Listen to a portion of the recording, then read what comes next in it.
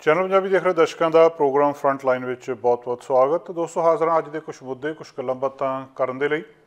अज programme में खास तौर पर असीं डॉक्टर प्रगट सिंह भुरजी हुणां नाल गलबात करनी है। एक नवीं बीमारी सामने आ रही है, ये मंकी पॉक्स कहा जा रहा है। बीमारी की है तो किन्नी खतरे वाली गल आ, ये बारे गलबात करांगे। तो कुछ अज जिहड़ियां राष्ट्रीय पद्धर के उत्ते साडे इत्थे गल्लां बातां चलियां उहदे बारे तुहाडे नाल गल्लां बातां करनियां। डॉक्टरां दी कमी हमेशा ही कैनेडा दे विच चर्चा दे विच रहिंदी आ। पिछे जाए कुछ खबरां सामने आईयां सी कि जिन्हां लोकां ने हिप जां नी रिप्लेसमेंट कराउणे आ उन्हां नूं बहुत लंबी वारी दी उड़ीक करनी पै रही है। कैनेडा के ਵੱਖ-ਵੱਖ सूबियां दे विच ये उड़ीक वक्री वक्री है। कुछ प्रोविंसिस दे विच उड़ीक लंबी है, कुछ प्रोविंसिस दे विच उड़ीक छोटी है। ब्रिटिश कोलंबिया दे विच जिथे असीं प्रोग्राम ये कर रहे हैं सरी दे विचों ब्रिटिश कोलंबिया दे विचों इत्थे खुशकिस्मती ये आ कि इत्थे नी ते हिप रिप्लेसमेंट की जिहड़ी वेट आ वो सब तो घट है पूरे कैनेडा दे विच।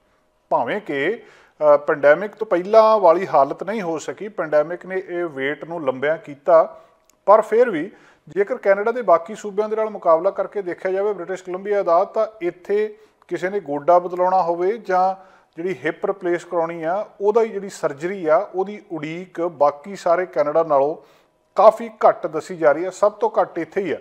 हुण इस पेंडेमिक तो बाद जिथे इन्हां सर्जरीज़ की वेट लिस्ट वधी आ उत्थे ये संकट बहुत वड्डा पैदा होया कुछ सूबियां दे विच। कुछ सूबियां दे विच जिन्हां दे विचों सस्काचवन एक दस्सिया जा रहा। सस्काचवन दे विच नी रिप्लेसमेंट करवाउण दे लई वेट टाइम सारे प्रोविंसिस नालों ज़्यादा आ। ते जदों इत्थे ज़्यादा आ तो फिर उत्थों कुछ खबरां आ रही जिहड़े लोग अपना दुख अपना दर्द साझा कर रहे आ कि साडे गोडियां दे विच दर्द आ ते दर्द बहुत लंबा समा लै रहा, हालत कुछ नहीं हो सकती उत्थे, ते उहनूं ठीक करवाउण दे लई वो दूजे सूबियां दे विच जा रहे आ। क्योंकि कैनेडा के एक सूबे दे विच जिथे वेट ज़्यादा आ लोग की कर रहे आ, उत्थों कुछ लोग दूजे सूबियां दे विच जा रहे आ, कुछ लोग USA दे विच जा रहे आ, ते कुछ लोग ईवन इंडिया दे विच जा रहे आ कि जे इत्थों टिकट ला के भी चले गए तो उत्थों बाद दे विच सर्जरी करवाई गई तां भी उहदे विच वो जिहड़ी तुसीं फायदे दे विच आ, क्योंकि दर्द जिहड़ा वो हट नहीं रहा। हुण कुछ सस्काटून के वासियों ने गल्लां बातां अपने एक न्यूज़ ग्रुप के नाल साझियां कीतियां कि असीं इत्थे काम करदे हां ते जिहड़ी गोडियां दे विच दर्द रहिंदी आ, गोडियां दे विच दर्द रहण करके हॉस्पिटल दे विच चले गए 2021 दे विच पिछले साल उत्थे डॉक्टर नूं दिखाया। डॉक्टर कहिंदे कि तुहाडा गोडा बदलना पऊगा, इहदे तो बिना दर्द ठीक नहीं होनी। सर्जिकल वेटिंग इन्नी ज़्यादा उत्थे वध गई सस्काचवन दे विच ते दूजे प्रोविंसिस वांग कि उहदे लई टाइम बहुत लग रहा। सस्काचवन दे विच वर्स्ट वेट टाइम कैनेडा का इस वेले हिप ते नी रिप्लेसमेंट सर्जरी दे विच इस पेंडेमिक तो बाद दस्सिया जा रहा। 35,000 लोग इस वेले अपनी सर्जिकल वेटिंग लिस्ट के उत्ते ने मिनिस्ट्री ऑफ हैल्थ के डाटे के मुकाबले। हुण उहदे तो बाद लोग कर की रहे आ। एक व्यक्ति उन्हें उत्थों की कीता, फैसला किया कि मैं हुण इस दर्द नूं होर बर्दाश्त नहीं कर सकता ते हल कोई होर नहीं हो सकता। उन्होंने कैलगरी दे विच जाण दा फैसला कर लिया ते उत्थे जाकर उन्हें अपनी सर्जरी करवा ली। दूजे प्रोविंस जाना सर्जरी करवानी कोई वड्डी गल नहीं आ।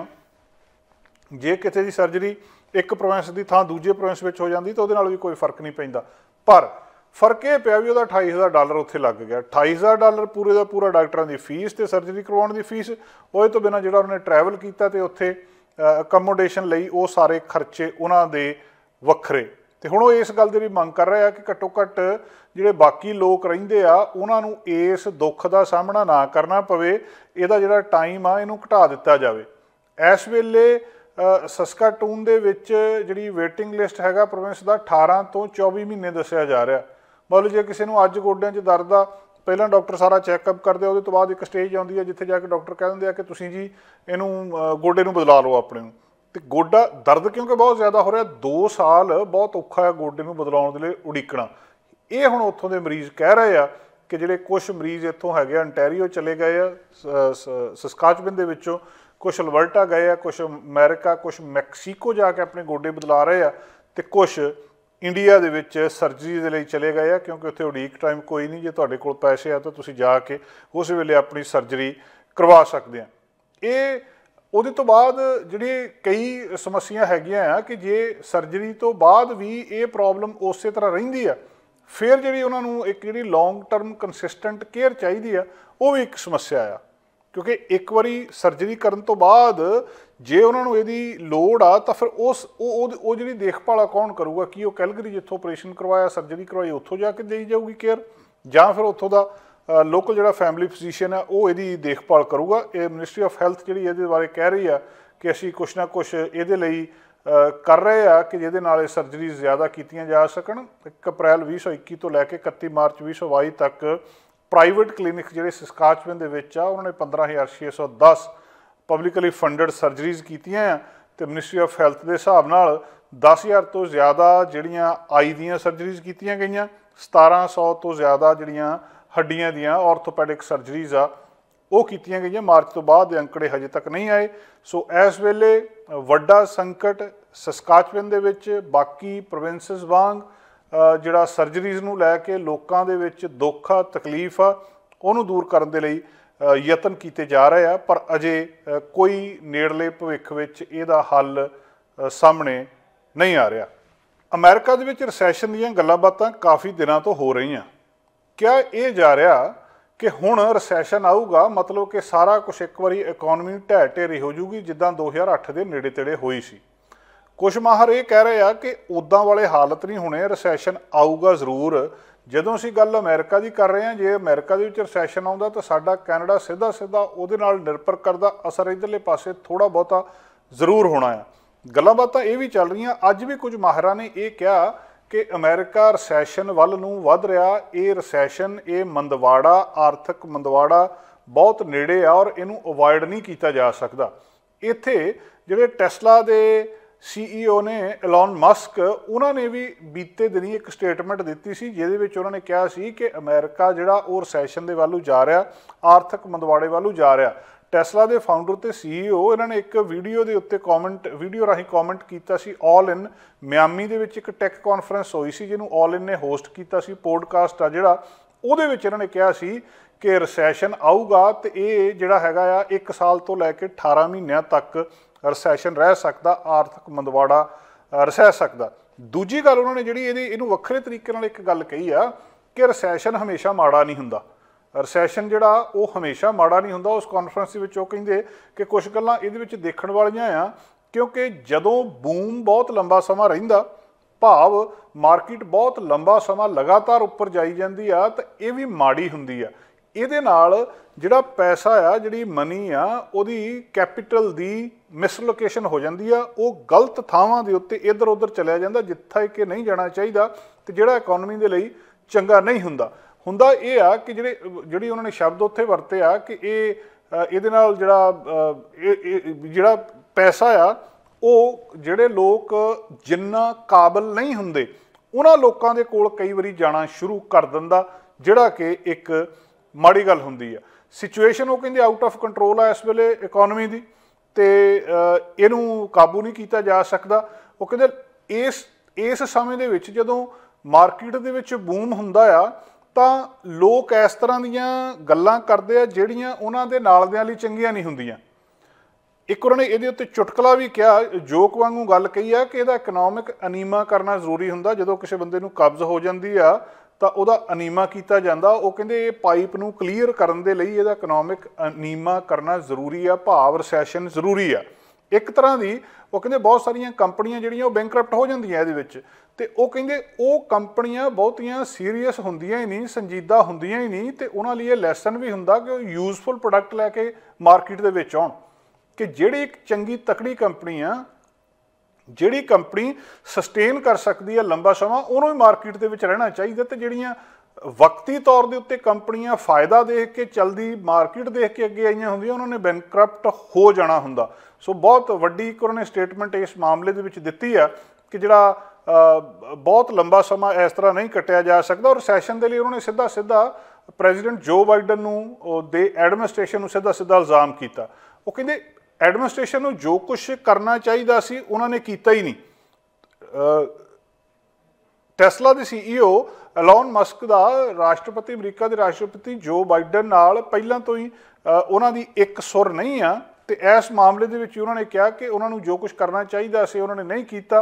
इन्फ्लेशन उहदे तो बाद ये सारियां जिहड़ियां वाइट हाउस दीयां कहिंदे पॉलिसीज़ आ, सीधा सीधा उन्हां दा ਜਿਹੜਾ ਇਹਦੇ ਲਈ ਜ਼ਿੰਮੇਵਾਰ ਆ। ਤੇ ਇਹ ਵੀ ਕਿਹਾ ਉਹਨਾਂ ਨੇ ਕਿ ਜ਼ਿਲੀਅਨ ਅਮਾਊਂਟ ਆਫ ਡਾਲਰਸ ਜਿਹੜੇ ਆ ਮਨੀ ਉਹਨਾਂ ਨੇ ਪ੍ਰਿੰਟ ਕੀਤੀ ਹੈ, ਜਿਹੜਾ ਇੱਕ ਵੱਡਾ ਕਾਰਨ ਬਣ ਰਿਹਾ। ਇਹ ਸਾਰੇ ਕੁਛ ਦੇ ਵਿੱਚ ਜਿਹੜਾ ਇਹਨੂੰ ਇਨਫਲੇਸ਼ਨ ਨੂੰ ਕਿਸੇ ਤਰ੍ਹਾਂ ਕੰਟਰੋਲ ਕੀਤਾ ਜਾਣਾ ਚਾਹੀਦਾ ਸੀ, ਪਰ ਜਿਹੜੇ ਵੱਡੇ ਵੱਡੇ ਬਿਲੀਅਨਰ ਨੇ ਉੱਥੋਂ ਦੇ, ਉਹ ਵੀ ਬਾਈਡਨ ਐਡਮਿਨਿਸਟ੍ਰੇਸ਼ਨ ਦੀ ਆਲੋਚਨਾ ਕਰ ਰਹੇ ਆ, ਜਿਹਦੇ ਵਿੱਚ ਮਤਲਬ ਉਹਨਾਂ ਨੇ ਜਿਹੜਾ ਐਲਨ ਮਸਕ ਨੇ ਬਹੁਤ ਮਾੜਾ ਜਿਹਾ ਟਵੀਟ ਵੀ ਇੱਕ ਕੀਤਾ ਸੀ ਕਿ ਡੈਮ ਸੌਕ ਪਪਟ ਇਨ ਹਿਊਮਨ ਫਾਰਮ।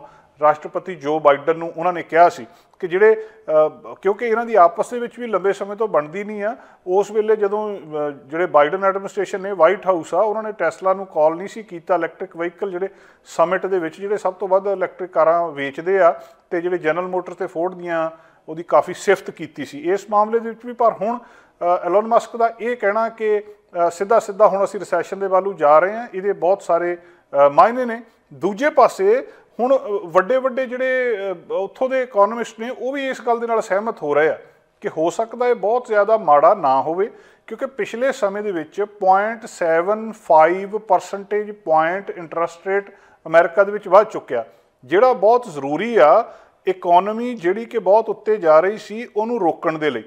ਇਨਫਲੇਸ਼ਨ ਨੂੰ ਰੋਕਣ ਦੇ ਲਈ ਇੰਟਰਸਟ ਰੇਟ ਦੇ ਵਿੱਚ ਵਾਧਾ ਕੀਤਾ ਗਿਆ। ਮਾਹਰ ਇਹ ਕਹਿ ਰਹੇ ਆ ਕਿ ਇਹਨੂੰ ਰੋਕਣ ਦੇ ਲਈ, ਕੂਲ ਡਾਊਨ ਕਰਨ ਦੇ ਲਈ ਇੱਕ ਵਾਰੀ ਇਕੋਨਮੀ ਨੂੰ ਰੋਕਣਾ ਪਊਗਾ ਤਾਂ ਕਿ ਮਹਿੰਗਾਈ ਰੁਕ ਸਕੇ, ਜਿਹਦੇ ਕਿ ਅਸਾਰ ਹੁਣ ਆਉਣੇ ਸ਼ੁਰੂ ਹੋ ਗਏ ਆ। ਜਿਹੜੇ ਬਹੁਤ ਸਾਰੀਆਂ ਕੀਮਤਾਂ ਜਿਹੜੀਆਂ ਚਾਹੇ ਉਹ ਫਿਊਲ ਦੀਆਂ ਆ ਚਾਹੇ ਦੂਜੀਆਂ ਨੇ, ਉਹ ਉੱਤੇ ਜਾ ਰਹੀਆਂ ਆ। ਜਿਹੜੇ ਵੱਡੇ CEO ਨੇ ਵੱਡੀਆਂ ਕੰਪਨੀਆਂ ਦੇ 68% ਉਹ CEO ਇੱਕ ਸਰਵੇ ਕੀਤਾ ਗਿਆ ਕਾਨਫਰੰਸ ਬੋਰਡ ਨੇ, ਉਹਨਾਂ ਨੇ ਇਹ ਕਿਹਾ ਕਿ ਇਹ ਜਿਹੜੀ ਇਨਫਲੇਸ਼ਨ ਆ ਇਹ ਇਵੈਂਚੁਅਲੀ ਰਿਸੈਸ਼ਨ ਲੈ ਕੇ ਆਊਗੀ, ਇਹਨੇ ਉੱਦਾਂ ਨਹੀਂ ਹਟਣਾ। ਇੱਕ ਵਾਰੀ ਰਿਸੈਸ਼ਨ ਮੰਦਵਾੜਾ, ਆਰਥਿਕ ਮੰਦਵਾੜਾ ਆਊਗਾ। ਅਮਰੀਕਾ ਦੀਆਂ ਵੱਡੀਆਂ ਕੰਪਨੀਆਂ ਦੇ 68% CEO ਇਹ ਗੱਲ ਕਰ ਰਹੇ। ਇੱਕ ਸਰਵੇ ਕੀਤਾ ਸੀ ਉਹਨਾਂ ਦੇ ਵਿੱਚ 25 ਅਪ੍ਰੈਲ ਤੋਂ ਕਿ 9 ਮਈ ਤੱਕ, ਜਿਹਦੇ ਵਿੱਚ 133 CEO ਜਿਹੜੀਆਂ ਮੋਸਟਲੀ ਪਬਲਿਕ ਕੰਪਨੀ ਸੀਗੀਆਂ ਉਹਨਾਂ ਦੇ ਨਾਲ ਗੱਲਬਾਤ ਕੀਤੀ। ਉਹਨਾਂ ਨੇ ਇਹ ਗੱਲ ਕਹੀ ਕਿ ਇਹ ਇਨਫਲੇਸ਼ਨ ਰਿਸੈਸ਼ਨ ਜਿਹੜੀ ਆ ਉਹਨੂੰ ਲੈ ਕੇ ਆ ਰਹੀ ਹੈ, ਮਹਿੰਗਾਈ ਤੋਂ ਬਾਅਦ ਆਰਥਿਕ ਮੰਦਵਾੜਾ ਆਊਗਾ, ਇਹਦੇ ਤੋਂ ਬਿਨਾਂ ਹੱਲ ਕੋਈ ਨਹੀਂ। ਭਾਵੇਂ ਕਿ ਇਹ ਜਿਹੜੇ ਕੁਝ CEO ਇਹ ਵੀ ਕਹਿ ਰਹੇ ਆ ਕਿ ਆਰਥਿਕ ਮੰਦਵਾੜਾ ਇੰਨਾ ਡੂੰਘਾ ਤੇ ਇੰਨਾ ਮਾੜਾ ਨਹੀਂ ਹੋਊਗਾ, ਪਰ ਫਿਰ ਵੀ ਆਰਥਿਕ ਮੰਦਵਾੜਾ ਜਿਹੜਾ ਉਹ ਇਸ ਵੇਲੇ ਲਗਭਗ ਆ ਰਿਹਾ ਆ, ਤੇ ਜਿਹੜਾ ਮਾਹਰਾਂ ਦੇ ਕਹਿਣ ਮੁਤਾਬਕ ਇਹ 1 ਸਾਲ ਤੋਂ ਲੈ ਕੇ 18 ਮਹੀਨੇ ਤੱਕ ਰਹਿ ਸਕਦਾ ਆ, ਜਿਹਦਾ ਵੱਡਾ ਅਸਰ ਪਊਗਾ। ਵਾਲਮਾਰਟ ਜਿਹੜਾ ਕਿ ਕਿੰਗ ਆ ਰਿਟੇਲ ਦਾ, ਉਹਨਾਂ ਨੇ ਵੀ ਮੰਗਲਵਾਰ ਨੂੰ ਜਿਹੜੀ ਆਪਣੀ ਸਟੇਟਮੈਂਟ ਦਿੱਤੀ ਆ ਕਿ ਹਾਈ ਇਨਫਲੇਸ਼ਨ, ਸਪਲਾਈ ਚੇਨ ਤੇ ਇਹਨਾਂ ਇਸ਼ੂਜ਼ ਕਰਕੇ ਉਹਨਾਂ ਦੇ ਸ਼ੇਅਰ 11% ਜਿਹੜੇ ਥੱਲੇ ਗਏ ਆ। ਇਹ ਵਰਸਟ ਵਨ ਡੇ ਡਿਕਲਾਈਨ ਆ ਅਕਤੂਬਰ 1987 ਤੋਂ ਬਾਅਦ ਵਾਲਮਾਰਟ ਲਈ। ਸੋ 11% ਉਹਨਾਂ ਦਾ ਡੁੱਬਣਾ ਇਹ ਆਪਣੇ ਆਪ ਦੇ ਵਿੱਚ ਦੱਸਦਾ ਆ। ਸੋ ਜਿਹੜੀ 60% CEO ਕਹਿ ਰਹੇ ਆ ਕਿ ਜਿਹੜੀ ਹਾਲਤ ਆ ਉਹ ਆਉਣ ਵਾਲੇ ਸਮੇਂ ਦੇ ਵਿੱਚ ਮਾੜੀ ਹੋ ਸਕਦੀ ਆ। ਸੋ ਕਿੰਨਾ ਕੁ ਇਹ ਕਿੱਧਰਲੇ ਪਾਸੇ ਨੂੰ ਗੱਲਬਾਤ ਜਾਂਦੀ ਅਜੇ ਕੁਛ ਨਹੀਂ ਪਤਾ। ਇੰਟਰਸਟ ਰੇਟ ਅਜੇ ਹੋਰ ਵੱਧ ਰਹੇ ਆ, ਰੁਕ ਨਹੀਂ ਰਿਹਾ ਸਾਰਾ ਕੁਛ, ਪਰ ਇਹਦੇ ਨਾਲ ਵੱਡੇ ਵੱਡੇ ਮਾਹਰਾਂ ਦਾ, ਵੱਡੇ CEOs ਦਾ, ਐਲਨ ਮਸਕ ਦਾ ਇਹ ਕਹਿਣਾ ਕਿ ਅਸੀਂ ਇਸ ਵੇਲੇ ਰਿਸੈਸ਼ਨ ਵੱਲ ਜਾ ਰਹੇ ਹਾਂ, ਇਹਦੇ ਨਾਲ ਲੋਕਾਂ ਦੇ ਵਿੱਚ ਚਿੰਤਾ ਪੈਦਾ ਹੋਣੀ ਸੁਭਾਵਿਕ ਆ। College of family physician of Canada CFPC ਅੱਜ ਫੈਮਿਲੀ ਫਿਜ਼ੀਸ਼ੀਅਨ ਡੇ ਮਨਾ ਰਿਹਾ ਹੈ। ਅੱਜ ਫੈਮਿਲੀ ਡਾਕਟਰਸ ਡੇ ਕੈਨੇਡਾ ਦੇ ਵਿੱਚ ਮਨਾਇਆ ਜਾ ਰਿਹਾ ਆ, ਤੇ ਇਸ ਦਿਨ ਜਿੱਥੇ ਫੈਮਿਲੀ ਫਿਜ਼ੀਸ਼ੀਅਨ ਦਾ ਜਿਹੜਾ ਰੋਲ ਆ ਲੋਕਾਂ ਦੀ ਸਿਹਤ ਨੂੰ ਠੀਕ ਠਾਕ ਕਰਨ ਦੇ ਲਈ, ਕਮਿਊਨਿਟੀਜ਼ ਦੇ ਲਈ, ਹੈਲਥ ਕੇਅਰ ਸਿਸਟਮ ਦੇ ਵਿੱਚ ਉਹਨੂੰ ਰੈਕੋਗਨਾਈਜ਼ ਕੀਤਾ ਜਾ ਰਿਹਾ, ਉੱਥੇ ਹੀ ਜਿਹੜੀ ਸ਼ਾਰਟੇਜ ਕੈਨੇਡਾ ਦੇ ਵਿੱਚ ਫੈਮਿਲੀ ਫਿਜ਼ੀਸ਼ੀਅਨਸ ਦੀ, ਫੈਮਿਲੀ ਡਾਕਟਰਸ ਦੀ ਆ, ਉਹਦੇ ਬਾਰੇ ਵੀ ਗੱਲਾਂ ਬਾਤਾਂ ਹੋ ਰਹੀਆਂ।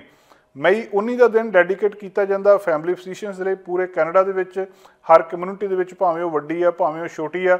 ਹੁਣ ਇਸ ਵੇਲੇ ਜਿਹੜੀ ਫੈਮਿਲੀ ਡਾਕਟਰਸ ਦੀ ਬ੍ਰਿਟਿਸ਼ ਕੋਲੰਬੀਆ ਦੇ ਵਿੱਚ ਸ਼ਾਰਟੇਜ ਆ, ਇਹਨੂੰ ਲੈ ਕੇ ਅੱਜ ਇੱਕ ਰੈਲੀ ਵੀ ਹੋਈ ਆ ਲੈਜਿਸਲੇਚਰ ਦੇ ਵਿੱਚ ਬਾਹਰ ਵਿਕਟੋਰੀਆ ਦੇ ਵਿੱਚ। ਔਰ ਇਸ ਰੈਲੀ ਦੀ ਖਾਸ ਗੱਲ ਇਹ ਆ ਕਿ ਇਸ ਰੈਲੀਜ਼ ਦੇ ਵਿੱਚ ਡਾਕਟਰ ਵੀ ਸ਼ਾਮਲ ਹੋਏ ਆ, ਭਾਵੇਂ ਕਿ ਆਮ ਲੋਕ ਇਹ ਰੈਲੀ ਆ ਉਹਨਾਂ ਦੇ ਵਿੱਚ ਡਾਕਟਰਸ ਵੀ ਸ਼ਾਮਲ ਹੋਏ ਆ, ਜਿਹਦੇ ਵਿੱਚ ਦੱਸਿਆ ਜਾ ਰਿਹਾ ਕਿ ਪ੍ਰੋਵਿੰਸ ਦੀ ਸਿਚੁਏਸ਼ਨ, ਬ੍ਰਿਟਿਸ਼ ਕੋਲੰਬੀਆ ਦੀ ਸਿਚੁਏਸ਼ਨ ਬਹੁਤ ਮਾੜੀ ਹੋਈ ਆ। 1 ਮਿਲੀਅਨ ਬ੍ਰਿਟਿਸ਼ ਕੋਲੰਬੀਆ ਵਿੱਚ ਰਹਿਣ ਵਾਲੇ ਵਾਸੀ ਇਸ ਵੇਲੇ ਫੈਮਿਲੀ ਫਿਜ਼ੀਸ਼ੀਅਨ ਤੋਂ ਬਿਨਾਂ ਨੇ।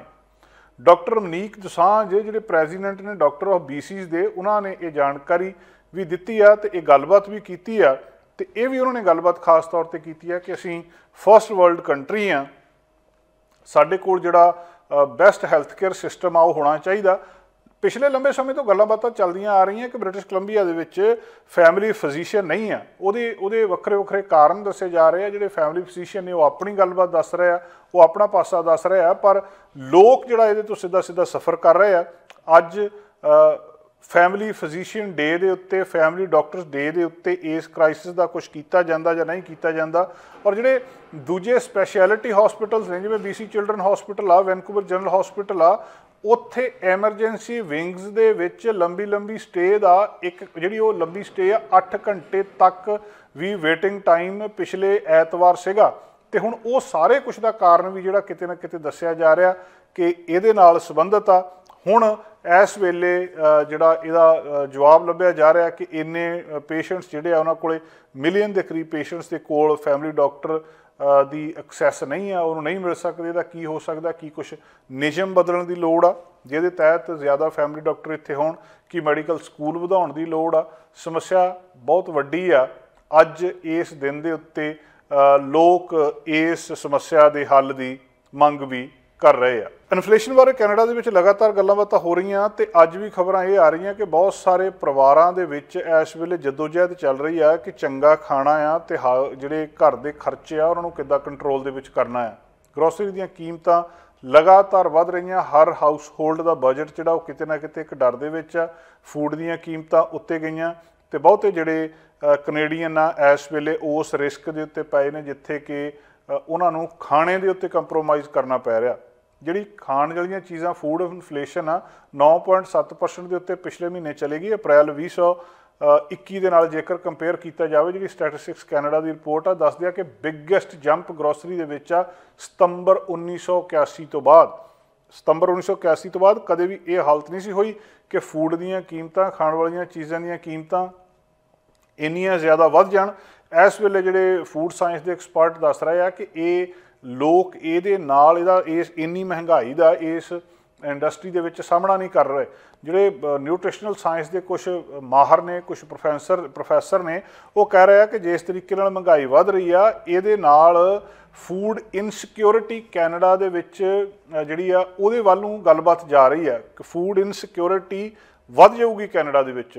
कैनेडा जिहड़ा कि दुनिया का एक बहुत विकसित मुल्क आ, जेकर इत्थे गल्लां बातां हो रही कि परिवार खाने दे विच चॉइस करन लग पिया क्या खाधा जाए या ना खाधा जाए, किहड़े स्टोर तो लिया जाए, किहड़े स्टोर तो ना लिया जाए, तो ये सचमुच एक बहुत वड्डी गल आ।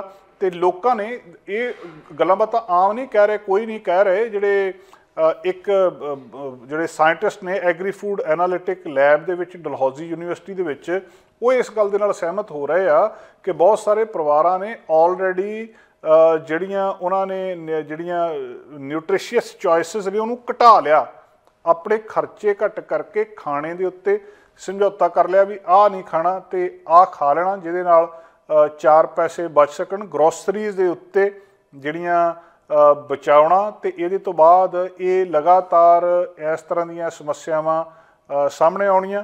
अजे भी जिहड़ा बजट आ लोकां दा टाइट, बहुत सारे जिहड़े मीट, चिकन, पोक इधरले पासे जिहड़ियां इधरले पासे नूं लोग घट खा रहे, फ्रैश फ्रूट वैजीटेबल्स उन्हां दे पासे लोग घट जा रहे आ। ते लोग इस वेले कंपेयर कर रहे हैं कि किहड़े थां तो चीज़ सस्ती मिलती है तो उधरले पासे फिर जाण बारे ज़्यादा सोच रहे हैं। लगातार जिहड़ियां कीमतां दा वधना अज दे दिन भी कैनेडा दे विच इहदे उत्ते चर्चा चलती रही है कि इहदा हल की हो सकता। दोस्तों अज असीं आए हैं डॉक्टर प्रगट सिंह भुरजी हुणां कोल मामला मंकी पॉक्स का। एक नवा शब्द जिहड़ा साडे लई शायद नवा आ, पर चाहे वो अखबारां अज अमरीका दीयां चक लो, चाहे कनेडा दीयां चक लो, तो चाहे यूरोप दीयां चक लो, उन्हां दे विच सुर्खी आ।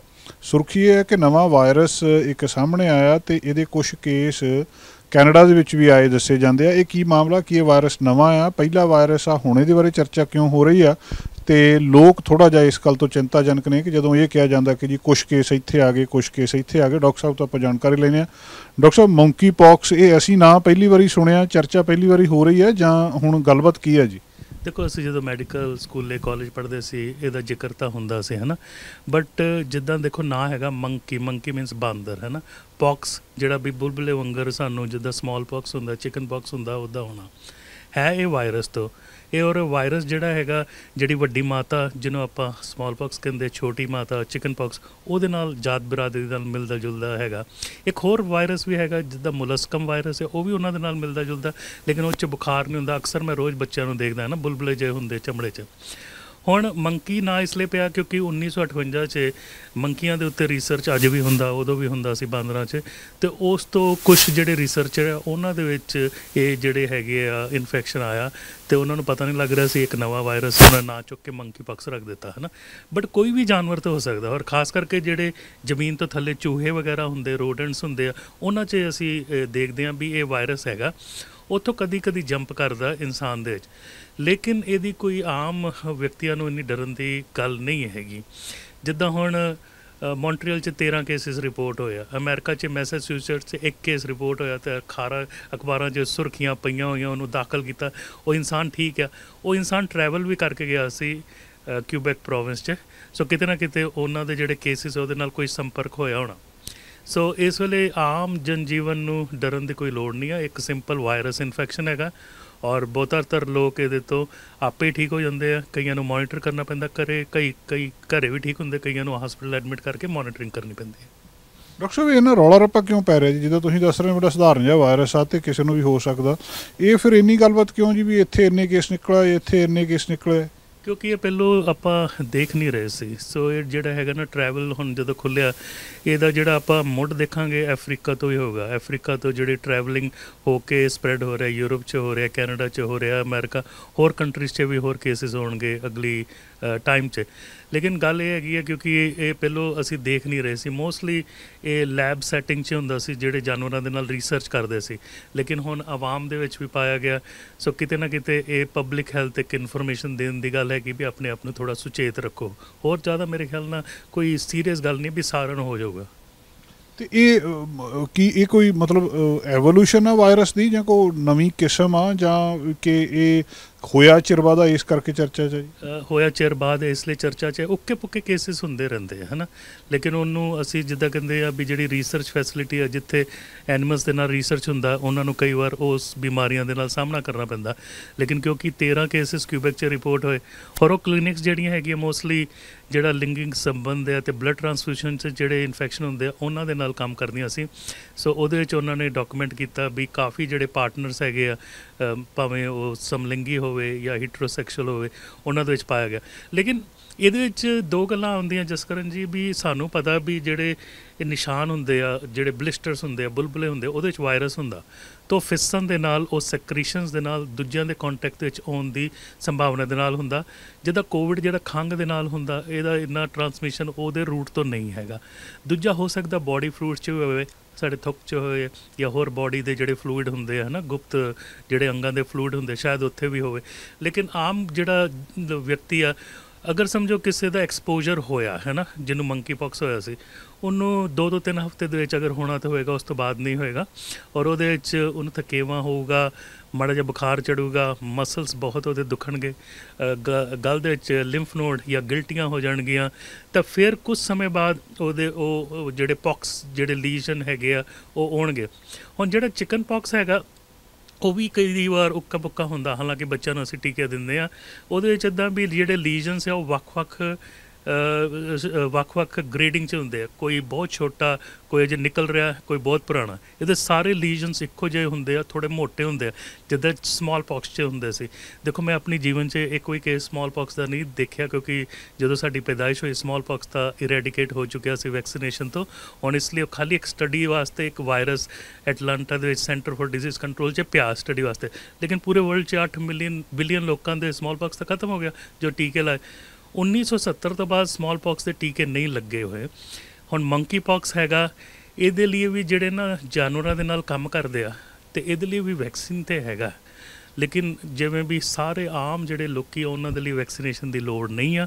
ਸੇਮ ਹੀ ਵੈਕਸੀਨ ਹੈਗਾ ਜਿਹੜਾ ਸਮਾਲ ਪੌਕਸ 'ਚ ਕੰਮ ਕਰਦਾ ਸੀ, ਜਿਹੜਾ ਤੁਹਾਨੂੰ ਔਰ ਮੈਨੂੰ ਔਰ ਅਮੀਤ ਜੀ ਨੂੰ ਨਹੀਂ ਲੱਗਾ, ਉਹ ਇਹਦੇ 'ਤੇ ਕੰਮ ਕਰਦਾ। ਲੇਕਿਨ ਉਹਨਾਂ ਦੇ ਲਈ ਜ਼ਰੂਰੀ ਆ ਜਿਹੜੇ ਜ਼ੂਨੋਟਿਕਸ, ਜਿਹੜੇ ਜਾਨਵਰਾਂ ਦੇ ਨਾਲ ਰਿਸਰਚ ਕਰਦੇ ਆ। ਇਹਦੇ ਨਾਲ ਬੇਸਿਕਲੀ ਸਾਡੀ ਅਪੀਅਰੈਂਸ ਨੂੰ ਕੀ ਫਰਕ ਪੈਂਦਾ? ਛਾਲੇ ਜੇ ਹੁੰਦੇ ਆ ਜੀ? ਹਾਂਜੀ, ਜਿੱਦਾਂ ਛਾਲੇ ਜਿਹੇ ਹੁੰਦੇ, ਛਾਲੇ ਫਿਰ ਹੀਲ ਹੋ ਕੇ ਜਿੱਦਾਂ ਸਕਾਰਿੰਗ ਹੁੰਦੀ ਆ। ਜਿੱਦਾਂ ਤੁਸੀਂ ਦੇਖਿਆ ਹੋਣਾ ਵੀ ਪੰਜਾਬੀ ਫਿਲਮ ਜਗਤ 'ਚ ਅਤੇ ਹਿੰਦੀ ਮੂਵੀਜ਼ 'ਚ ਜਿਹੜੇ ਓਮ ਪੁਰੀ ਸੀ, ਜਿਹੜੇ ਬਹੁਤ ਮਸ਼ਹੂਰ ਐਕਟਰ ਹੋਏ, ਹੁਣ ਫੌਤ ਹੋ ਗਏ, ਚਲੇ ਗਏ, ਉਹਨਾਂ ਦੇ ਮੂੰਹ 'ਚ ਜਿਹੜੇ ਦਾਗ ਸੀ ਹੈ ਨਾ, ਉਹ ਹੈਗੇ ਵੱਡੀ ਮਾਤਾ ਦੇ। ਅਤੇ ਮੰਕੀ ਪਕਸ ਦੇ ਵਿੱਚ ਦਾਗ ਜਿਹੜੇ ਹੈਗੇ ਆ ਉਹ ਰਹਿ ਸਕਦੇ, ਕਿਉਂਕਿ ਜਦੋਂ ਬੋਡੀ ਨੇ ਹੀਲ ਹੋਣਾ ਥੋੜ੍ਹੀ ਬਹੁਤ ਸਕਾਰਿੰਗ ਹੋ ਸਕਦੀ ਹੈ। ਲੇਕਿਨ ਤੁਸੀਂ ਦੇਖੋ ਕਿ ਬਹੁਤਾ ਹੱਥਾਂ 'ਚ ਹੁੰਦਾ, ਬੈਕ 'ਤੇ ਹੁੰਦਾ, ਫੇਸ 'ਤੇ ਇੰਨਾ ਜ਼ਿਆਦਾ ਨਹੀਂ ਪਿਕਚਰਾਂ ਆ ਰਹੀਆਂ ਜਿਹੜੀਆਂ ਮੈਂ ਨਿਊਜ਼ 'ਚ ਦੇਖ ਰਿਹਾ ਸੀ, ਬਟ ਬੋਡੀ 'ਚ ਕਿੱਥੇ ਵੀ ਹੋ ਸਕਦਾ ਹੈਗਾ। ਇਹ ਵਾਇਰਸ ਤੋਂ ਆ, ਬੋਡੀ ਦਾ ਇਮਿਊਨ ਸਿਸਟਮ ਸਮਰੱਥ ਹੈਗਾ ਵੀ ਇਹਨੂੰ ਫਾਈਟ ਕਰ ਸਕਦਾ। ਸਾਡੇ ਇੱਥੇ ਕੋਈ ਅਨਸੁਖਾਵੀ ਘਟਨਾ ਨਹੀਂ ਵਾਪਰੀ। ਅਮਰੀਕਾ 'ਚ ਵੀ ਜਿਹੜਾ ਉਹ ਦਾਖਲ ਕੀਤਾ ਉਹ ਬਿਲਕੁਲ ਸਟੇਬਲ ਹੈਗਾ। ਯੂਰਪ 'ਚ ਵੀ ਕੋਈ ਉਹ ਮਤਲਬ ਡੈਥ ਰਿਪੋਰਟ ਨਹੀਂ ਕਰ ਰਹੇ, ਅਸੀਂ ਵੀ ਰਿਪੋਰਟ ਨਹੀਂ ਕੀਤੀ। ਸੋ ਇਹ ਵਾਇਰਸ ਜਿਹੜਾ ਹੈਗਾ ਬੋਡੀ ਦਾ ਇਮਿਊਨ ਸਿਸਟਮ ਉਹਨੂੰ ਹੈਂਡਲ ਕਰ ਸਕਦਾ। ਡਾਕਟਰ ਸਾਹਿਬ, ਇਹ ਮਤਲਬ ਜਾਨਵਰਾਂ ਦੇ ਵਿੱਚ, ਬੰਦਿਆਂ ਦੇ ਵਿੱਚ ਵਾਇਰਸ ਇੱਧਰੋਂ ਉੱਧਰ ਚਲੇ ਜਾਂਦੇ ਆ। ਇਹ ਵੀ ਬੈਟਸ ਤੋਂ ਲੱਗਦੇ ਸੀ ਪਹਿਲਾਂ, ਜਿਹੜਾ ਕਰੋਨਾ ਵਾਇਰਸ ਹੈਗਾ, ਹੁਣ ਇਹਦੇ ਬਾਰੇ ਕਹਿੰਦੇ ਆ ਮੌਂਕੀਜ਼ 'ਚ ਸੀਗਾ। ਇਹ ਵਾਇਰਸ ਇੱਕੋ ਹੀ ਹੁੰਦੇ ਆ ਜੀ? ਦੇਖੋ, ਡਿਫਰੈਂਟ ਕੈਟੇਗਰੀ ਦੇ, ਜਦੋਂ ਆਪਾਂ ਵਾਇਰਸ ਕਹਿੰਦੇ ਹਾਂ, ਵਾਇਰਸ ਨੂੰ ਆਪਾਂ 2 ਕੈਟੇਗਰੀ 'ਚ ਡਿਵਾਈਡ ਕਰਦੇ ਹਾਂ, RNA ਅਤੇ DNA ਹੈ ਨਾ। ਅਤੇ ਜਿਹੜਾ ਮੰਕੀ ਪੌਕਸ ਦਾ ਵਾਇਰਸ ਹੈ ਉਹ DNA ਵਾਇਰਸ ਹੈਗਾ ਹੈ ਨਾ। ਕਰੋਨਾ ਵਾਇਰਸ ਹੈ ਇੱਕ, ਜਿੱਦਾਂ ਕਰੋਨਾ ਸ਼ੇਪ ਜਾਂ ਕਰਾਊਨ ਸ਼ੇਪ ਉਹਦਾ ਬਣਦਾ ਮਾਈਕਰੋਸਕੋਪ ਥੱਲੇ, ਇਸ ਲਈ ਉਹਦਾ ਨਾਂ ਕਰੋਨਾ ਰੱਖਦਾ ਹੈ ਨਾ। ਸੋ ਕਈ ਵਾਇਰਸਿਸ ਦਾ ਨਾਂ, ਜਿੱਦਾਂ ਮੰਕੀ ਦਾ ਮੈਂ ਦੱਸਿਆ ਜਾਨਵਰਾਂ ਤੋਂ ਆਇਆ ਇਸ ਲਈ ਮੰਕੀ ਰੱਖਦਾ। ਸੋ ਕਈ ਵਾਰ ਸਾਨੂੰ ਨਾਂ ਦੇਣੇ ਪੈਂਦੇ ਆ। ਬਾਕੀ ਜਦੋਂ ਅਸੀਂ ਕਹੀਏ ਵੀ ਵਾਇਰਸ ਦੀ ਟਰਾਂਸਮਿਸ਼ਨ, ਹਾਂ, ਇਨਸਾਨ ਨੂੰ ਜਾਨਵਰਾਂ ਨੂੰ ਵੀ ਦੇ ਸਕਦਾ, ਜਾਨਵਰ ਇਨਸਾਨ ਨੂੰ ਵੀ ਦੇ ਸਕਦੇ ਆ। ਲੇਕਿਨ ਬਹੁਤਾਤਰ ਸਾਡੇ ਸਾਰਿਆਂ ਦਾ, ਆਵਾਮ ਦਾ ਰਿਸਕ ਇੰਨਾ ਜ਼ਿਆਦਾ ਨਹੀਂ ਹੁੰਦਾ। ਜਿਹੜਾ ਕੋਵਿਡ ਦਾ ਸੀ ਮਸਲਾ ਉਹ ਅਲੱਗ ਸੀ, ਕਿਉਂਕਿ ਕੋਵਿਡ ਏਅਰਬੋਰਨ ਟਰਾਂਸਮਿਸ਼ਨ ਸੀ ਵੀ ਮੇਰੇ ਲੰਗਸ ਦੇ ਵਿੱਚ ਇਨਫੈਕਸ਼ਨ ਹੋਇਆ, ਮੈਂ ਖੰਘਿਆ, ਦੂਜੇ ਪਾਸੇ ਗਿਆ, ਇੱਕ ਰੂਮ 'ਚ ਅਗਰ 100 ਬੰਦੇ ਬੈਠੇ ਆ, 5-7 ਦੇ ਵਿੱਚ ਇਨਫੈਕਸ਼ਨ ਹੋਣ ਦੀ ਸੰਭਾਵਨਾ ਸੀ ਕੋਵਿਡ ਦੇ ਨਾਲ। ਇਹਦੇ ਨਾਲ ਇੱਦਾਂ ਦਾ ਕੋਈ ਲਿੰਕ ਨਹੀਂ ਹੈਗਾ। ਸੋ ਪਬਲਿਕ ਹੈਲਥ ਮੈਜਰਸ ਦੇ ਵਜੋਂ ਮੈਂ ਕਹੂੰਗਾ ਪਬਲਿਕ ਇੰਨੀ ਇਹਦੇ ਵਿੱਚ ਡਰਨ ਦੀ ਲੋੜ ਨਹੀਂ ਹੈਗੀ, ਲੇਕਿਨ ਇਨਫੋਰਮੇਸ਼ਨ ਔਰ ਜਾਣਕਾਰੀ ਰੱਖਣੀ ਚਾਹੀਦੀ ਹੈ। ਕੋਈ ਵੀ ਵਿਅਕਤੀ ਆ ਜਿਨ੍ਹਾਂ ਨੂੰ ਇਹ ਦਾਗ ਹੈਗੇ ਆ, ਬੁਲਬੁਲੇ ਹੈਗੇ ਆ, ਉਹਦੇ ਨਾਲ ਸੰਪਰਕ ਨਾ ਰੱਖੋ ਅਤੇ ਤੁਹਾਨੂੰ ਬਿਲਕੁਲ ਨਹੀਂ ਹੋਏਗਾ ਹੈ ਨਾ।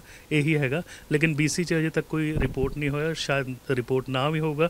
ਉਸ ਪਾਸੇ ਜਿਹੜੀ ਟਰੈਵਲਿੰਗ ਹੈਗੀ ਹੈ ਕਿਊਬੈਕ ਦੀ ਪ੍ਰੋਵਿੰਸ ਦੀ, ਉਹ ਡਿਫਰੈਂਸ ਆ। ਸਾਡੀ ਟਰੈਵਲਿੰਗ ਮੋਸਟਲੀ ਇੰਡੀਆ ਚਾਈਨਾ ਦੀ ਹੈਗੀ ਆ, ਉਸ ਪਾਸੇ ਮੋਸਟਲੀ ਅਫਰੀਕਨ ਟਰੈਵਲਿੰਗ ਵੀ ਬਹੁਤ ਹੈਗੀ, ਔਰ ਸਾਨੂੰ ਸ਼ੱਕ ਪੈਂਦਾ ਵੀ ਇਹ ਸੈਂਟਰਲ ਅਤੇ ਵੈਸਟ ਅਫਰੀਕਾ ਤੋਂ ਸ਼ਾਇਦ ਵਾਇਰਸ ਉੱਥੇ ਆਇਆ ਹੋਇਆ।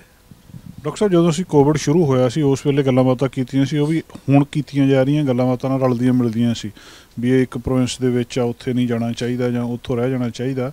ਲੋਕਾਂ ਦੇ ਵਿੱਚ ਫਿਰ ਵੀ ਚਿੰਤਾ ਹੋ ਜਾਂਦੀ ਵੀ ਜੇ ਨਿਊਜ਼ ਦੇ ਵਿੱਚ ਆ ਰਿਹਾ, ਖਬਰਾਂ ਕੀਤੀਆਂ ਜਾ ਰਹੀਆਂ, ਇਹਦੇ 'ਤੇ ਡਿਸਕਸ਼ਨ ਕੀਤੀ ਜਾ ਰਹੀ ਆ, ਲੋਕ ਥੋੜ੍ਹਾ ਜਿਹਾ ਡਰ ਜਾਂਦੇ ਆ। ਲੋਕ ਇਹਨੂੰ ਕਿੱਦਾਂ ਸਮਝਣ ਵੀ ਕਿਹੜੀ ਚੀਜ਼ ਡਰਨ ਵਾਲੀ ਹੁੰਦੀ ਹੈ ਜਾਂ ਕਿਹੜੀ ਚੀਜ਼ ਡਰਨ ਵਾਲੀ ਨਹੀਂ ਹੁੰਦੀ, ਜਾਂ ਕਿਹੜੀ ਸੰਜੀਦਾ ਹੁੰਦੀ, ਕਿਹੜੀ ਚੀਜ਼ ਜਿਹੜਾ ਹੈਲਥ ਡਿਪਾਰਟਮੈਂਟ ਆ ਉਹ ਸਿਰਫ ਇਨਫੋਰਮੇਸ਼ਨ ਲਈ ਲੋਕਾਂ ਲਈ ਦੱਸਦਾ ਆ। ਇਹ ਕਿੱਦਾਂ ਪਤਾ ਲੱਗਦਾ ਜੀ ਲੋਕਾਂ ਨੂੰ?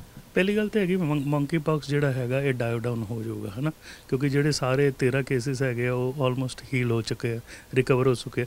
ਜਦੋਂ ਵੀ ਕਿਸੇ ਨੂੰ ਇਨਫੈਕਸ਼ਨ ਹੁੰਦਾ, ਅਨਯੂਜੂਅਲ infection, so public health involve ਹੋ ਕੇ ਉਹਨਾਂ ਦੇ ਕੰਟੈਕਟ ਟ੍ਰੇਸਿੰਗ ਕਰਦੀ ਹੈ, ਜਿਨ੍ਹਾਂ ਦੇ ਨਾਲ ਸੰਪਰਕ ਪਿਆ ਸੀ ਉਹਨਾਂ ਨੂੰ ਫਿਰ ਉਹ ਮੋਨੀਟਰ ਕਰਦੇ ਆ ਹੈ ਨਾ। ਸੋ ਇਸ ਵੇਲੇ ਜਿਹੜੀ ਮੋਨੀਟਰਿੰਗ ਚੱਲ ਰਹੀ ਹੈ ਉਹ ਸ਼ੋਅ ਕਰ ਰਹੀ ਆ ਵੀ ਇੰਨੀ ਵੱਡੀ ਸਪਰੈਡ ਨਹੀਂ ਹੋ ਰਹੀ। ਲੇਕਿਨ ਅਗਰ ਸਮਝੋ ਮੇਰੇ ਇੱਥੇ ਬੁਲਬੁਲਾ ਔਰ ਮੈਂ ਤੁਹਾਡੇ ਨਾਲ ਉਹਨੂੰ ਛੇੜਾਂ ਹੈ ਨਾ, ਉਹਦਾ ਸਕਰੀਸ਼ਨ ਜਾਏਗਾ ਤਾਂ ਹੀ ਹੋਏਗਾ। ਅਗਰ ਕੰਟੈਕਟ ਨਹੀਂ ਆ ਤਾਂ ਹੋਣ ਦੀ ਸੰਭਾਵਨਾ ਬਹੁਤ ਲਿਮਿਟਿਡ ਹੈਗੀ ਹੈ। ਔਰ ਮੈਨੂੰ ਨਹੀਂ ਲੱਗਦਾ ਵੀ ਇਹਨੇ ਕੋਵਿਡ ਵਾਂਗਰ ਕੋਈ ਇਖਤਿਆਰ ਫੜਨਾ ਵੀ ਸਾਨੂੰ ਬਹੁਤ ਵੱਡਾ ਕੋਈ ਫਿਰ ਮਹਾਮਾਰੀ ਜਾਂ ਪੈਂਡੇਮਿਕ ਦਾ ਸਾਹਮਣਾ ਕਰਨਾ ਪਏ।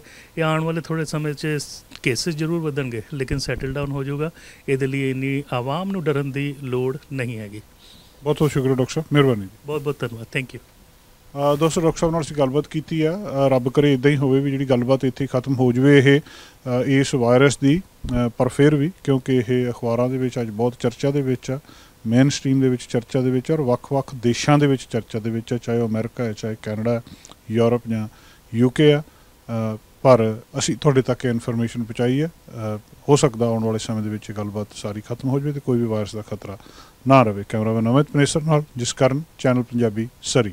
ਦੋਸਤੋ ਹਾਜ਼ਰ ਹਾਂ, ਅੱਜ ਅਸੀਂ ਘਰਾਂ ਦੀ ਮਾਰਕੀਟ ਬਾਰੇ ਗੱਲਬਾਤ ਕਰਨ ਦੇ ਲਈ। ਘਰਾਂ ਦੀ ਮਾਰਕੀਟ ਹਮੇਸ਼ਾ ਹੀ ਚਰਚਾ ਦੇ ਵਿੱਚ ਰਹਿੰਦੀ ਹੈ। ਇਸ ਵੇਲੇ ਟਰੈਂਡ ਕੀ ਆ, ਹੁਣ ਦਾ ਹਾਲਤ ਕੀ ਆ, ਭਵਿੱਖ ਕੀ ਹੋਊਗਾ ਘਰਾਂ ਦੀ ਮਾਰਕੀਟ ਦਾ, ਅਤੇ ਇੰਟਰਸਟ ਰੇਟ ਜਿਹੜੇ ਉੱਤੇ ਜਾ ਰਹੇ ਆ ਇਹਦਾ ਘਰਾਂ ਦੀ ਮਾਰਕੀਟ ਦੇ ਉੱਤੇ ਕੀ ਅਸਰ ਪੈ ਰਿਹਾ। ਡਾਕਟਰ ਗੁਰਵਿੰਦਰ ਸਿੰਘ ਧਾਲੀਵਾਲ ਸਾਡੇ ਨਾਲ ਨੇ। ਧਾਲੀਵਾਲ ਸਾਹਿਬ, ਪਤਾ ਲੱਗਿਆ ਕਿ ਲੋਕ ਡੀਲਾਂ ਛੱਡ ਰਹੇ ਆ, ਜਿਹੜੇ ਡਿਪੋਜ਼ਿਟ ਦਿੱਤੇ ਆ ਉਹ ਵੀ ਕਈ ਛੱਡ ਕੇ ਜਾ ਰਹੇ ਆ। ਕੀ ਹਾਲਤ ਆ ਇਸ ਵੇਲੇ ਜੀ?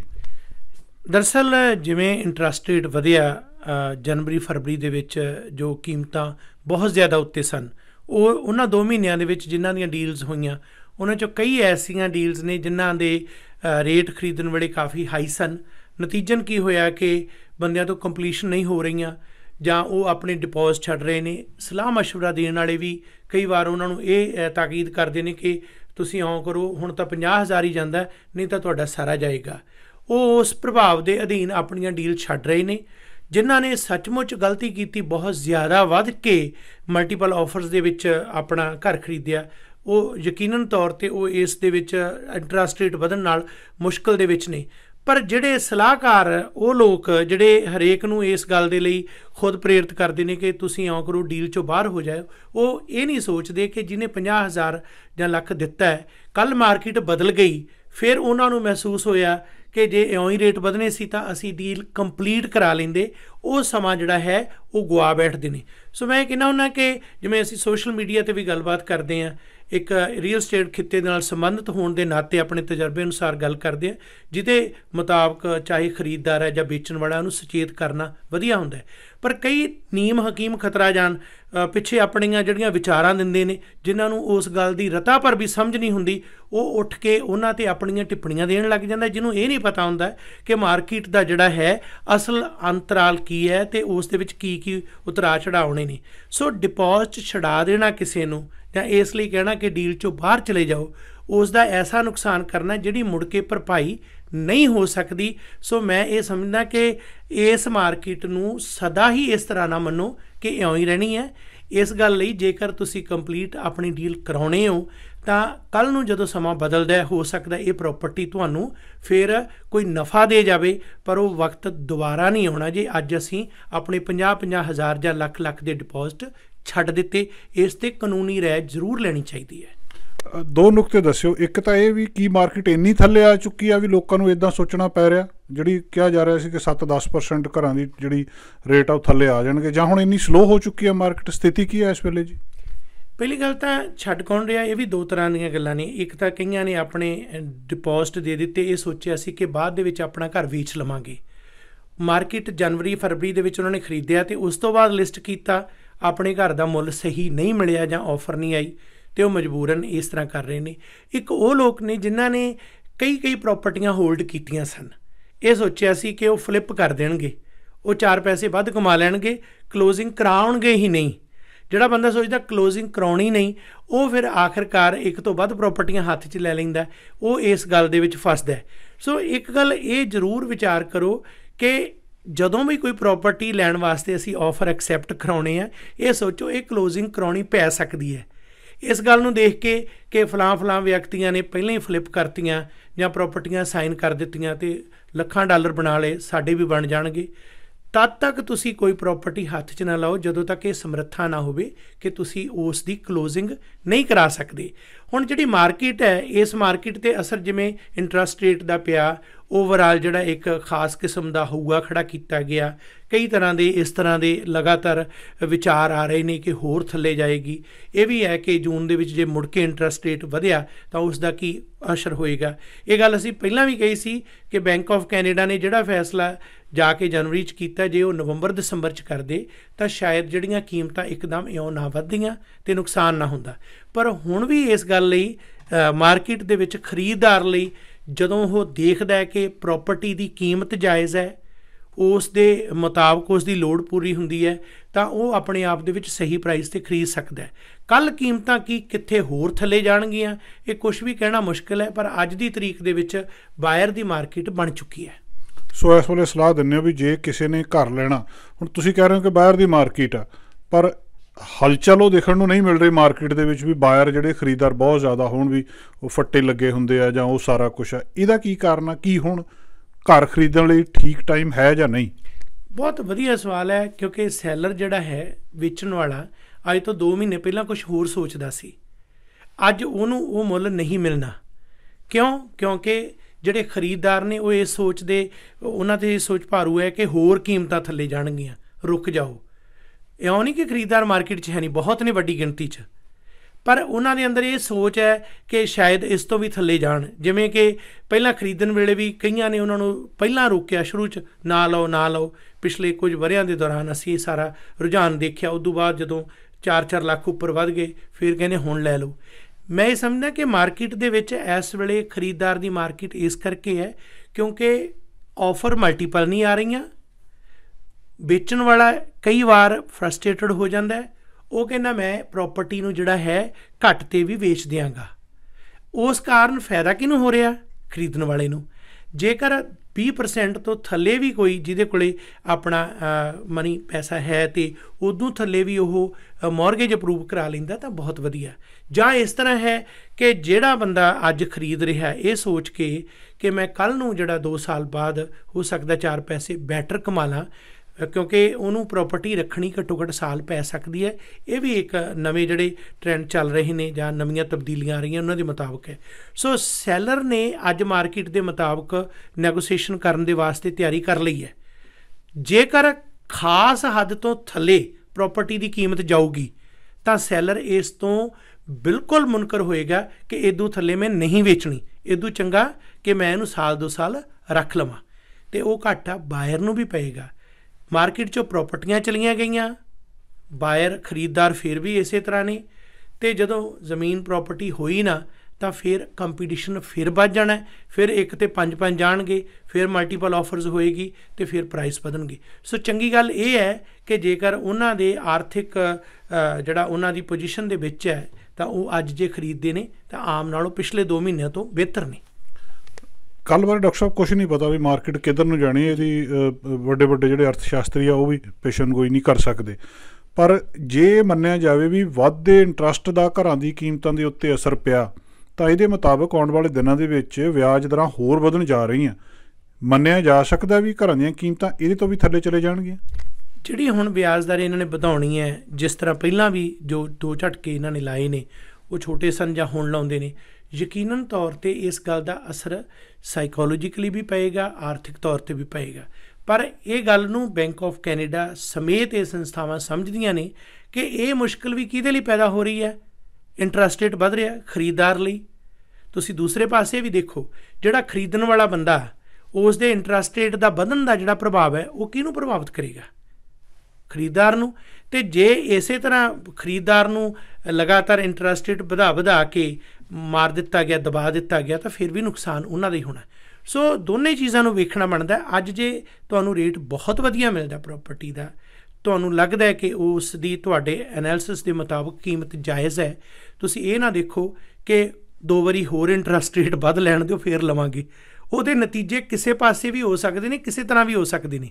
ਸੋ ਇਸ ਕਰਕੇ ਜੇ ਤੁਸੀਂ ਕੁਆਲੀਫਾਈ ਕਰਦੇ ਹੋ ਬਾਇਰ, ਬਾਕਾਇਦਾ ਤੌਰ 'ਤੇ ਇਸ ਲਈ ਯੋਗ ਹੋ, ਤਾਂ ਤੁਸੀਂ ਪ੍ਰੋਪਰਟੀ ਖਰੀਦੋ। ਪਰ ਖਰੀਦਣ ਤੋਂ ਪਹਿਲਾਂ 3 ਗੱਲਾਂ ਦਾ ਖਿਆਲ ਰੱਖੋ। ਇਹ ਦੇਖੋ ਕਿ ਕੀ ਤੁਸੀਂ ਕੰਪਲੀਟ ਕਰਾ ਸਕਦੇ ਹੋ, ਕੀ ਤੁਹਾਨੂੰ ਲੱਗਦਾ ਹੈ ਕਿ ਇਹ ਪ੍ਰੋਪਰਟੀ ਬਾਕਾਇਦਾ ਤੌਰ 'ਤੇ ਜਦੋਂ ਤੱਕ ਇਸ ਦੀ ਰਜਿਸਟਰੀ ਹੋਣੀ ਹੈ ਤਾਂ ਤੁਸੀਂ ਉਹਨੂੰ ਕਰਾ ਸਕਦੇ ਹੋ। ਐਵੇਂ ਨਾ ਸਿਰਫ ਇਸ ਕਰਕੇ ਕਿ ਸ਼ਾਇਦ ਮੈਂ ਬਾਅਦ ਦੇ ਵਿੱਚ ਪਹਿਲਾਂ ਹੀ ਵੇਚ ਲਾਂ ਅਤੇ 4 ਪੈਸੇ ਕਮਾ ਸਕਦਾ। ਦੂਸਰਾ ਇਹ ਹੈ ਕਿ ਕੀ ਤੁਹਾਨੂੰ ਅਪਰੂਵਲ ਜਿਹੜੀ ਹੈ ਪਹਿਲਾਂ ਲਈ ਹੈ, ਸਬਜੈਕਟ ਵਾਲੀ ਆਫਰ ਦਿਓ, ਬਾਕਾਇਦਾ ਤੌਰ 'ਤੇ ਪੂਰੀ ਤਰ੍ਹਾਂ ਐਨਾਲਿਸਿਸ ਕਰੋ, ਪ੍ਰੋਪਰਟੀ ਦੀ ਜਾਣਕਾਰੀ ਲਓ ਅਤੇ ਇਹ ਦੇਖੋ ਕਿ ਇਹ ਪਾਰਸਲ ਜਿਹੜਾ ਹੈ ਤੁਹਾਡੀ ਲੋੜ ਦੇ ਅਕੋਰਡਿੰਗਲੀ ਹੈ। ਇਨਵੈਸਟਰ ਦੇ ਵਾਸਤੇ ਜਿਹੜੀ ਹੈ ਇਹ ਥੋੜ੍ਹੀ ਸੁਚੇਤ ਹੋਣ ਵਾਲੀ ਗੱਲ ਹੈ। ਇਸ ਦੇ ਨਾਲ ਹੀ ਕੇਵਲ ਇੱਥੇ ਹੀ ਨਹੀਂ ਬਲਕਿ ਇਸ ਨੂੰ ਫੈਲਣ ਦੀ ਕੋਸ਼ਿਸ਼ ਕਰੀਏ। ਕਈ ਵਾਰੀ ਅਸੀਂ ਆਪਣੇ ਜਿਹੜੇ ਨੇੜਲੇ ਸ਼ਹਿਰ ਨੇ ਜਿੱਥੇ ਸੰਘਣੀ ਕੰਪੀਟੀਸ਼ਨ ਦੀ ਗੱਲ ਹੁੰਦੀ ਹੈ, ਉਸ ਤੋਂ ਬਾਹਰ ਕਿਤੇ ਇਨਵੈਸਟ ਜੇ ਤੁਸੀਂ ਕਰਦੇ ਹੋ, ਕੋਈ ਚੰਗੀ ਚੀਜ਼ ਮਿਲਦੀ ਹੈ ਤਾਂ ਹੋ ਸਕਦਾ ਸਾਲ 2 ਸਾਲ ਬਾਅਦ ਤੁਹਾਨੂੰ ਉਸ ਦੇ ਚੰਗੇ ਪੈਸੇ ਬਣ ਜਾਣ। ਇੱਕੋ ਥਾਂ 'ਤੇ ਫਸ ਕੇ ਜਦੋਂ ਅਸੀਂ ਜਾਂਦੇ ਹਾਂ ਤਾਂ ਫਿਰ ਮਾਰਕੀਟ ਦੇ ਵਿੱਚ ਕੰਪੀਟੀਸ਼ਨ ਪੈਦਾ ਕਰਦੇ ਹਾਂ। ਡਾਕਟਰ ਸਾਹਿਬ ਆਖਰੀ ਸਵਾਲ, ਅਸੀਂ ਅਕਸਰ ਹੀ ਗੱਲਾਂ ਕਰੀ ਜਾਂਦੇ, ਜਿੱਦਾਂ ਹੁਣ ਮੈਂ ਸ਼ੁਰੂ 'ਚ ਵੀ ਕਿਹਾ ਵੀ ਘਰਾਂ ਦੀਆਂ ਕੀਮਤਾਂ ਘਟ ਗਈਆਂ ਜਾਂ ਘਟ ਜਾਣਗੀਆਂ, ਹੁਣ ਇਹ ਕੀ ਅੱਧੋ ਅੱਧ ਦਾ ਫਰਕ ਪੈ ਜਾਊਗਾ ਜਾਂ ਜਿਹੜਾ 15 ਲੱਖ ਵਾਲਾ 14 ਲੱਖ ਦਾ ਹੋ ਜਾਊਗਾ ਜਾਂ ਹੋ ਚੁੱਕਾ ਘਟ ਗਿਆ, ਕਿੰਨਾ ਕੁ ਕਰੈਕਸ਼ਨ ਅਸੀਂ ਕਹਿੰਦੇ ਹਾਂ ਜੀ? ਜਿਵੇਂ ਅਸੀਂ ਦੇਖਦੇ ਹਾਂ ਕਿ ਜਿਹੜੀਆਂ ਦਸੰਬਰ 'ਚ ਕੀਮਤਾਂ ਸਨ, ਜਨਵਰੀ ਫਰਵਰੀ 'ਚ ਤਕਰੀਬਨ 1.5 ਤੋਂ 2 ਲੱਖ ਉੱਪਰ ਵਧੀਆਂ। ਸੋ ਮਾਰਚ ਦੇ ਵਿੱਚ ਜਦੋਂ ਉਹ ਥੱਲੇ ਨੂੰ ਆਉਣਾ ਸ਼ੁਰੂ ਹੋਇਆ, ਜਿਹੜਾ ਉਹ 2 ਲੱਖ 3 ਲੱਖ ਇੱਕਦਮ ਅਣਕਿਆਸਿਆ ਜਿਹੜਾ ਮੁੱਲ ਵਧਿਆ ਸੀ, ਉਹ ਮੁੱਲ ਫੇਰ ਜਾ ਕੇ ਆਪਣੇ ਪਹਿਲੇ ਥਾਂ 'ਤੇ ਆ ਗਿਆ। ਸੋ ਹੁਣ ਜਿਹੜਾ ਉਹ 2 ਲੱਖ 1.5 ਲੱਖ ਕੁਝ ਇੱਕ ਏਰੀਏ ਦੇ ਵਿੱਚ, ਜ਼ਰੂਰੀ ਨਹੀਂ ਹਰ ਥਾਂ 'ਤੇ, ਜਿੱਥੇ ਕਿ ਕੀਮਤਾਂ ਬਹੁਤ ਉੱਪਰ ਸਨ ਉਹ ਥੱਲੇ ਆਈਆਂ। ਇਹ ਜਿਹੜਾ ਪ੍ਰਾਈਸ ਜਿਹੜਾ ਕੀਮਤ ਹੈ ਉਹ ਮੂਲ ਰੂਪ ਦੇ ਵਿੱਚ ਉੱਥੇ ਆਈ ਹੈ ਜਿੱਥੇ ਕਿ ਉਹ ਪਹਿਲਾਂ ਸੀ। ਇਹ ਨਹੀਂ ਕਿ ਇਹ ਪ੍ਰਾਈਸ ਉਸ ਤੋਂ ਵੀ ਥੱਲੇ ਗਈ ਹੈ, ਇਉਂ ਨਹੀਂ ਹੋਇਆ, ਪਹਿਲਾਂ ਵਧੀ ਬਹੁਤ ਸੀ। ਜੇ ਹੁਣ ਪ੍ਰਾਈਸਾਂ ਪਿਛਲੇ ਸਾਲ ਦੇ ਵਿੱਚ 6-6 ਲੱਖ ਵਧੀਆਂ ਤੇ ਅੱਜ 2 ਲੱਖ ਥੱਲੇ ਆ ਗਈਆਂ ਤਾਂ ਇਹਨੂੰ ਪ੍ਰਾਈਸ ਡਿੱਗਣਾ ਨਹੀਂ ਕਹਿੰਦੇ। ਇਹ ਹੈ ਕਿ ਜਿਹੜੀ ਅਣਕਿਆਸੀ ਵਧੀ ਸੀ ਉਹਦੇ ਵਿੱਚੋਂ ਕੁਝ ਜਿਹੜਾ ਹੈ ਰਾਹਤ ਮਿਲੀ ਹੈ, ਨਾ ਕਿ ਇਉਂ ਹੈ ਕਿ ਬਿਲਕੁਲ ਹੀ ਜਿਹੜਾ ਹੈ ਉਹ ਥੱਲੇ ਆ ਜਾਏਗਾ। ਨਾ ਇਉਂ ਹੁੰਦਾ ਵੀ ਨਹੀਂ ਤੇ ਹੋਣਾ ਵੀ ਨਹੀਂ। ਇਹ ਸਿਰਫ ਜਿਹੜੇ ਬੰਦਿਆਂ ਨੇ ਕੋਲ ਬਹੁਤੀਆਂ ਪ੍ਰਾਪਰਟੀਆਂ ਨੇ ਉਹ ਕਈ ਵਾਰੀ ਮਜਬੂਰਨ ਵੇਚਦੇ ਨੇ, ਉਹੀ ਕਦੇ ਕੋਈ ਡਿਪੋਜ਼ਿਟ ਛੱਡਦੇ ਨੇ ਜਾਂ ਉਹਨਾਂ ਦੀ ਕੋਈ ਮੁਸ਼ਕਲ ਹੈ। ਪਰ ਮੈਂ ਫਿਰ ਇਹੀ ਗੱਲ ਕਹਿਣਾ ਕਿ ਇਸ ਭੇਡ ਚਾਲ ਦੇ ਵਿੱਚ ਅਸੀਂ ਕਈ ਵਾਰ ਕਿ ਸਾਰੇ ਦੌੜ ਪਏ ਅਸੀਂ ਦੌੜ ਪਈਏ, ਸਾਰੇ ਰੁਕ ਗਏ ਅਸੀਂ ਰੁਕ ਜਾਈਏ, ਇਸ ਤੋਂ ਬਚੀਏ, ਆਪਣੇ ਦਿਮਾਗ ਨੂੰ ਵਰਤੀਏ, ਚੰਗੀ ਸਲਾਹ ਲਈਏ। ਕੇਵਲ ਇਹ ਚਰਚਾ ਕਰਨੀ ਕਿ ਕਿਸੇ ਨੇ ਕਹਿਤਾ ਤੂੰ ਰਹਿਣ ਦੇ ਲਈ ਅੱਜ ਕੋਈ ਅਧਿਐਨ ਨਹੀਂ ਕੀਤਾ ਜਾਂ ਹੁਣ ਤੁਸੀਂ ਸਾਰੇ ਪੈ ਨਿਕਲੋ, ਇਹ ਤੋਂ ਬਚੀਏ। ਬਹੁਤ ਬਹੁਤ ਸ਼ੁਕਰੀਆ ਜੀ, ਮਿਹਰਬਾਨੀ। ਧੰਨਵਾਦ ਜੀ। ਦੋਸਤੋ ਡਾਕਟਰ ਗੁਰਿੰਦਰ ਸਿੰਘ ਧਾਲੀਵਾਲ ਹੋਣ ਨਾਲ ਗੱਲਬਾਤ ਕੀਤੀ ਹੈ। ਗੱਲ ਬਿਲਕੁਲ ਸਹੀ ਆ ਕਿ ਫੈਕਟਸ ਐਨਾਲਿਸਿਸ ਜਾਂ ਜਿਹੜੀਆਂ ਨਿਊਜ਼ ਨੇ ਉਹਨਾਂ ਦੇ ਉੱਤੇ ਭਰੋਸਾ ਕਰਕੇ ਤੁਸੀਂ ਕੋਈ ਵੀ ਆਪਣਾ ਅਗਲਾ ਕਦਮ ਇਸ ਖੇਤਰ ਦੇ ਵਿੱਚ ਚੁੱਕ ਸਕਦੇ ਹੋ। ਕੈਮਰਾਮੈਨ ਅਮਿਤ ਪਨੇਸਰ ਨਾਲ ਜਸਕਰਨ, ਚੈਨਲ ਪੰਜਾਬੀ, ਸਰੀ। ਸਾਡਾ ਹਰ ਇੱਕ ਪ੍ਰੋਗਰਾਮ ਦੇਖਣ ਤੇ ਸਾਡੇ ਨਾਲ ਜੁੜਨ ਲਈ ਸਬਸਕ੍ਰਾਈਬ ਕਰੋ ਚੈਨਲ ਪੰਜਾਬੀ ਤੇ ਨੋਟੀਫਿਕੇਸ਼ਨ ਲਈ ਬੈਲ ਆਈਕਨ ਵਾਲੇ ਬਟਨ ਤੇ ਕਲਿੱਕ ਕਰੋ।